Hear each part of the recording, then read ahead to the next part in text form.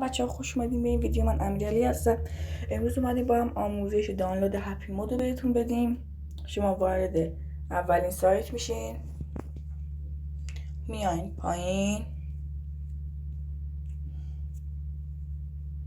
شما اینجا نصب رو میزنین، اینجا اجازه رو بهش میدین. من لغو رو میزنم تا نصب بشه برای شما ویدیو رو. خب برای من دانلود شد بچه ها، شما روش میزنین، نصب رو میزنین، وای میسی نصب شه.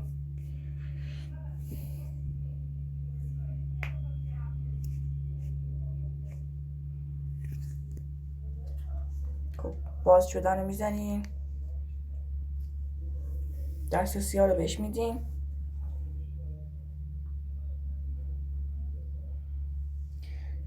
اما بهزیستانی میخوادش، من وای میشم بهزیستانی بشه. خب اینجا نصب شد، شما نصب رو میزنین، بهش دسترسی رو میدین، بهزیستانی رو میزنین.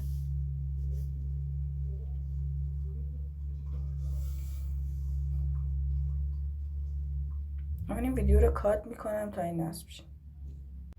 خب بچه ها این بهزیستانیش انجام شدش. شما مثلا یه بازی میخواین، من میذارم لینک بازی 100%. خب اینجا دادم مثلا این بازی 100%. شما یعنی هر بازی که دیدین اینجاش فلش زدی که مثلا پول داره، شما بازی رو دانلود کنین، هک بازیش. شما روی این میزنین و اینجا نصب رو میزنین و اینجا نصب میشه. یه ویدیو نشون میده که من نمیخوام ویدیو رو ببینم.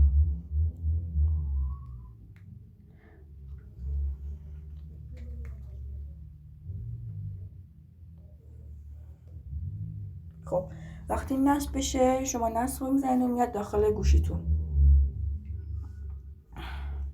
دیدین اینجا نصب بشه. حالا من این بازی نمیخوام. امیدوارم این ویدیو خوشتون اومده باشه. اون لایک رو رنگ کمونیش کنین. مرسی. خدا حافظ.